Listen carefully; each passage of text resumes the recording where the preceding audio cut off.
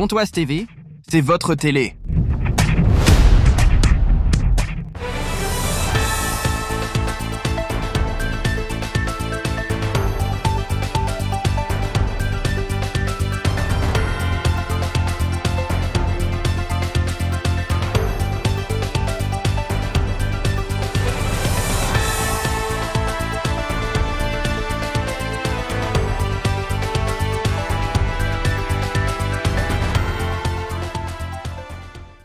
Alors, l'état d'esprit dans lequel je suis, parce que ça c'est le début de votre question, il est très simple.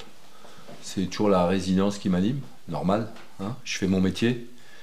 Mon métier c'est quoi? C'est d'entraîner l'équipe le mieux que je peux, mais c'est surtout de réussir à gagner des matchs. Et malheureusement, c'est pas ce que je réussis à faire depuis que je suis arrivé à Sochaux. Le groupe, il a jamais été démobilisé. Voilà, moi je suis le garant de tout ça. Je suis dans le travail, que dans le travail, uniquement dans le travail. Voilà, je vais me permettre de vous dire que mes journées sont celles-ci.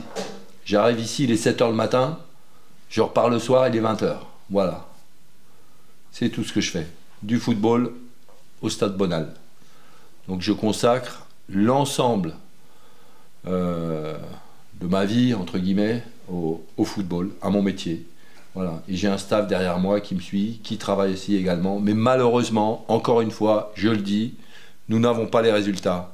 J'espère que demain, ce sera le déclic. Et je fais appel à l'union sacrée. Ça s'est joué à plein de choses, on en a déjà parlé. D'ailleurs, je vais vous annoncer une triste nouvelle, c'est que on perd notre capitaine jusqu'à la fin de saison. Parce qu'il a décidé enfin lui et le staff médical ont décidé de l'opérer. Voilà, ça c'est un exemple. Moi je l'ai pratiquement pas eu depuis que je suis arrivé. Ou quand je l'ai eu, je l'ai jamais eu, je vais vous dire franchement. À Orléans, il n'était pas à 100%. Voilà. C'est difficile d'imaginer le contraire. Mais allez, je vais fabuler un petit peu. Permettez-moi de fabuler un petit peu. On va à Nancy. Prends pas ce but à la dernière seconde, c'est 0-0. On enchaîne derrière contre Aubagne, à domicile. On prend pas ce carton rouge au bout de 2 minutes. J'extrapole. On gagne le match 3-0. On n'a plus le même discours aujourd'hui. Voilà. C'est exactement ça. Un mauvais engrenage. Et je vous parle pas du reste. Parce que j'ai aussi... vous doutez bien. Alors je vous ai dit, moi je vous dis tout. C'est vrai que je vous dis tout. À partir du moment où je vous dis les choses... Je ne vous invente rien, je ne vous mens pas. Par contre, j'ai aussi un devoir de réserve, comprenez-le. Donc je ne peux pas tout vous dire non plus. Voilà. Mais il s'est passé, oui, énormément de choses. Alors, les choses dont on peut parler, quasiment à chaque match, il y a eu un suspendu. Le matin du match de Nîmes, voilà, parce qu'il y a prescription, on peut en reparler maintenant. Nassim arrive et me dit coach, le testing il est positif, je peux pas jouer. J'ai pas de latéraux expérimentés sous la main. Donc à un moment donné, je pense à changer de système de jeu, c'est branle-bas de combat. Finalement, je fais jouer le petit Abdé à droite et Victor Mayela qui n'avait pas beaucoup joué non plus. Puis finalement, ça s'est bien passé. Ça m'a permis aussi de les voir. Mais voilà, ça c'est un autre exemple. À l'échauffement du même match, je vous en ai pas parlé. Mais je vous en parle aussi à prescription, donc je peux en parler maintenant. Le petit Corentin Jean, il me dit coach, mon aduc. Je dis non, c'est pas possible Corentin, si. Je dis écoute, tu me fais la mi-temps, tu t'accroches. Mais je savais qu'à la mi-temps, j'allais le sortir pour pas griller un slot. Parce que si je le mets sur le banc, qu'est-ce qui se passe? Je le fais rentrer et 10 minutes après, je le fais ressortir. J'ai l'air de quoi? Mais je peux vous en raconter d'autres. Et ça s'accumule à chaque fois et à chaque fois et à chaque fois. Voilà pourquoi est-ce qu'on en est là aujourd'hui. Comprendront ceux qui ont envie de comprendre. Oui, on a eu des soucis, certes. C'est surtout qu'on s'était dit, et moi le premier, qu'on aurait pu jouer pendant 1 heure encore et on n'aurait pas marqué. Mais quand on faisait la comparaison avec le match de Nîmes, forcément, on était unanime à dire que cette équipe de Valenciennes était plus forte que le Nîmes Olympique. Donc il y avait aussi la force de l'adversaire, il y avait aussi un contexte extérieur. Les leviers, je vais vous dire les leviers, les seuls leviers, enfin non, ce ne sont pas les seuls. Un, c'est le travail. Hein. Quand c'est comme ça, il n'y a qu'une chose à faire. Hein. C'est allez hop et on continue, on s'entraîne. Par contre, nous, moi l'entraîneur, nous le staff, eh ben, à nous de nous remettre en question, essayer peut-être trouver des choses au niveau du système, trouver des nouvelles associations sur le terrain. Voilà, c'est là-dessus qu'on travaille aussi.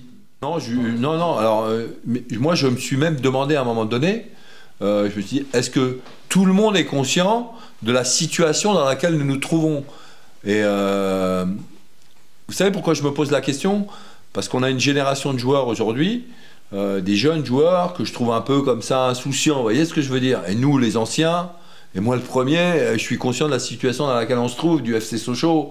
On ne devrait pas être là à jouer le maintien. Et quand vous jouez le maintien, vous savez très bien que c'est pas la même chose que jouer le maintien que quand vous jouez une montée.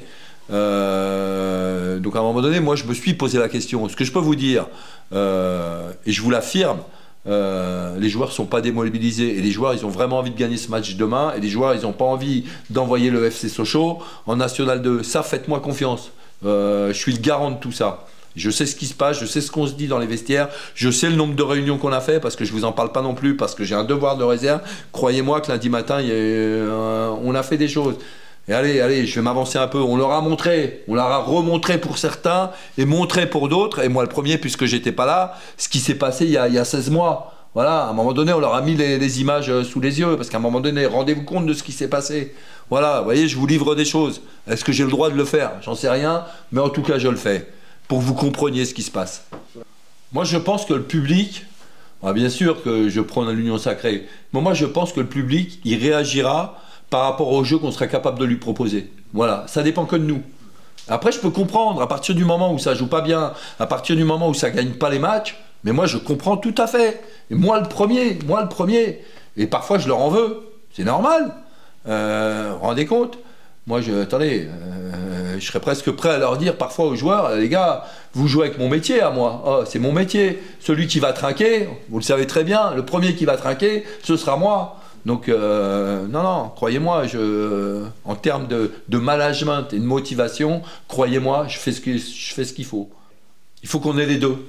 Il faut qu'on soit capable à la fois de proposer quelque chose de cohérent en termes de jeu, mais il faut aussi qu'on soit capable de proposer en termes d'état d'esprit ce qu'on a proposé face à Nîmes en termes d'état d'esprit et même en termes de jeu. Ce qu'on a proposé en termes d'état d'esprit aussi à 10 face à Aubagne, parce que je vous rappelle qu'à 10, on n'a pas baissé les bras, au contraire. Le frein à main, ils ne l'ont pas, c'est une question d'adresse, c'est tout. C'est une question d'adresse, de finalisation devant le but. C'est gestuel parfois, c'est une question de choix aussi. Voilà. C'est une question de... Et moi, je leur dis, je leur répète, et on leur fait travailler. Les gars, les 3/4 des buts se marquent dans la surface de réparation. Si vous n'allez pas dans la surface de réparation suffisamment nombreux, on ne marquera pas. En tous les cas, on n'augmentera pas nos chances de marquer des buts, par exemple. Mais, à partir du moment où vous avez des fenêtres de tir, hors surface, prenez-les, ces fenêtres de tir. Prenez-les. Après, je vais vous dire, moi je préfère qu'on ose, qu'on tente, quitte à tuer des pigeons, mais au moins on a osé, on a tenté. Et à un moment donné, ça va finir par cadrer, ça va finir par rentrer. Et ben vous avez répondu à votre question. Vous savez pourquoi? Non, c'est une question de choix. À un moment donné, vous démarrez une action, plein axe, axial. Vous êtes pratiquement dans l'entonnoir. Ben, au lieu de continuer à jouer dans l'entonnoir, décalé sur le côté, aller dans la surface, ça finit par un centre, occupation du but, premier poteau, deuxième poteau. Voilà, c'est tout. C'est pas plus compliqué que ça. Je vais vous livrer quelque chose, voilà, parce qu'on parle d'animation offensive. Mais ça m'ennuie, parce qu'après, j'ai peur de manquer d'humilité. Vous voyez, on va dire, ah ben lui, mais ça fait rien. Je vais vous en parler. On joue avec par exemple, on joue avec des pieds inversés sur les côtés. C'est-à-dire un gaucher à droite et un droitier à gauche. D'accord? Moi, j'ai eu la chance et le privilège d'entraîner des grands joueurs. Alors, je vais vous citer des noms. Thauvin, Dimitri Payet, Momo Salah. Mais c'est des garçons. Ils faisaient quoi l'entraînement? On leur demandait pas de déborder sur leur mauvais pied de centrer. On leur demandait de rentrer et d'enrouler. Vous les avez vus Combien de fois vous avez vu ces garçons-là marquer en rentrant, en enroulant? Après, ils ont tellement de qualité qu'ils sont capables d'enrouler au premier poteau ou d'enrouler au deuxième. Mais croyez-moi, ces garçons-là, à l'entraînement, mais ils le travaillaient, ça. Vous voyez ce que je veux dire? Donc, voilà, je vous ai cité un exemple. Bien sûr, c'est qu'à un moment donné, je ne vais pas citer de nom, mais à un moment donné, si j'ai un de mes joueurs qui est droitier ou gaucher et qui part côté droit, ok, tu pars côté droit, t'es gaucher, c'est pas un problème. Mais après, tu dois être capable de centrer de ton mauvais pied. Vous voyez ce que je veux dire? C'est tout. Oui, alors après, est-ce que moi, je dois pas trouver une association avec quelqu'un qui est plus proche de lui? Peut-être aussi. Peut-être, certainement. Ça peut aussi. Ça peut aussi. Après, vous pouvez animer votre 4-3-3 différemment. Hein. Vous pouvez demander à un de vous deux milieux de venir plus proche de votre attaquant. Hein. Aussi. Oui, je suis entièrement d'accord avec vous. Voilà. Et si ça venait qu'à mal se passer demain, ce serait se rajouter une pression supplémentaire. Donc à nous de faire en sorte de ne pas se rajouter une pression justement supplémentaire demain soir après le match. Le bon exemple, c'est quoi? C'est le match de... Mais vous l'avez pas en tête, normal, mais moi je l'ai revu. Ça dure pas longtemps, malheureusement, c'est contre Aubagne. Regardez les 2 premières minutes d'Aubagne, parce qu'on prend le rouge au bout de c'est 2 minutes 30, je crois. Ouais. Regardez les 2 premières minutes. On est pressing haut sur l'adversaire. Voilà. Pourquoi on fait pressing haut? C'est pas pour dire, voyez, on est capable de faire un pressing haut. Non, quand vous faites un pressing haut, c'est pourquoi? C'est pour être tout de suite proche du but adverse et pour marquer vite, et voilà, pour récupérer le ballon haut. Voilà, mais malheureusement, au bout de 2 minutes 35, on prend un rouge, après vous ne pouvez plus presser haut. Avec un joueur en moins, c'est impossible. La seule chose que vous risquez de faire, c'est de vous prendre des contres mortels après. Je ne sais pas si on aura le ballon, mais enfin, j'aimerais bien, je souhaiterais qu'on l'ait plus qu'eux, certes. Mais ce qui sera différent surtout, c'est l'adversaire. L'adversaire, il n'est pas le même que Nîmes. Il ne joue pas de la même façon déjà. Pas dans le même système. Donc les joueurs sont différents aussi. Donc oui, chaque match est différent. Je vais dire que déjà la prise de conscience elle est obligatoire pour tout le monde, vu l'état actuel du club, de la situation de l'équipe. Donc c'est une prise de conscience immédiate qu'on doit avoir. On doit prendre conscience que la situation où on est, c'est pas celle où on espérait être. Donc c'est un état d'esprit différent. Je pense que passer de jouer une montée à jouer un maintien, c'est du tout ou rien. Donc il faut basculer complètement de physionomie. On sait que c'est très dur de jouer un maintien, c'est pas facile, c'est un état de solde de guerrier.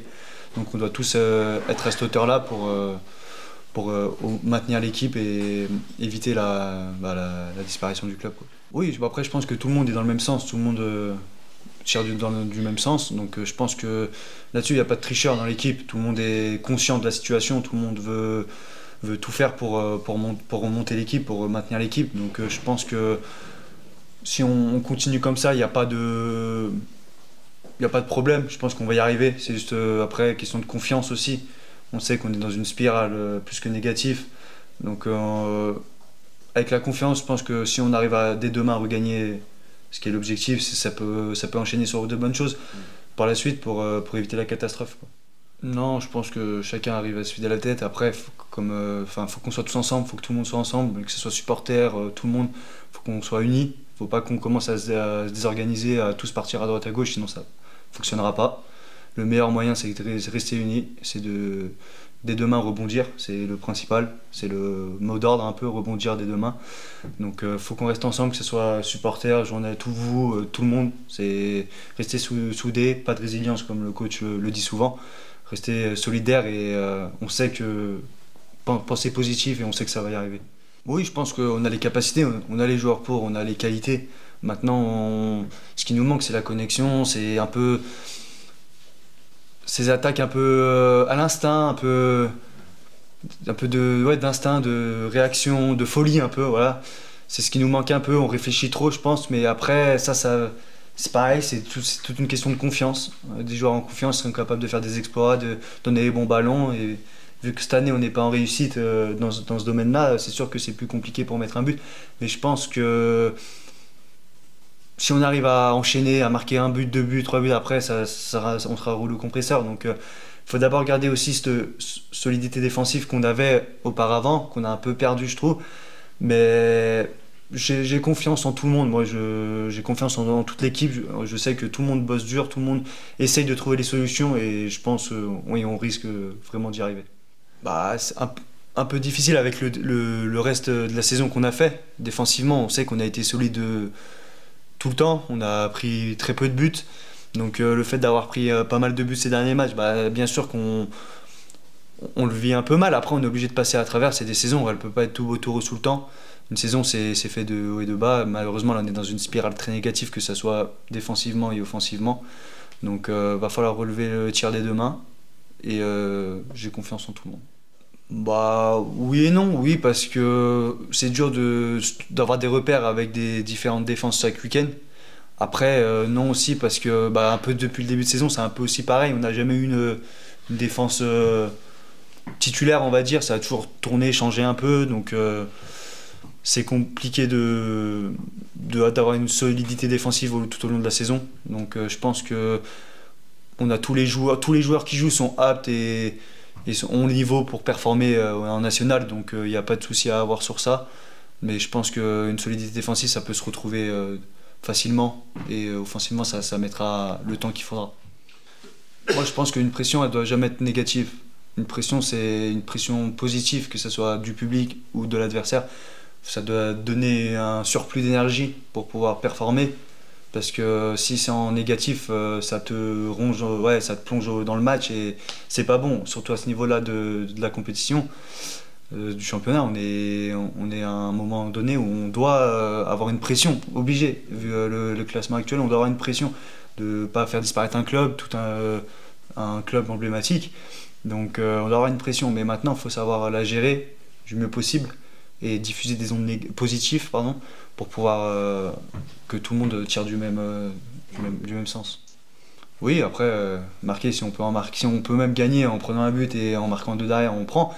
Mais je pense que ça serait plus simple de marquer un ou plusieurs buts pour pouvoir être solide défensivement après et pas courir après le score. Parce que ça aussi, c'est un peu dans la tête, c'est usant. Toujours savoir qu'on prend un but et que derrière on doit courir derrière le score, c'est dur pour nous. Pontoise TV, c'est votre télé.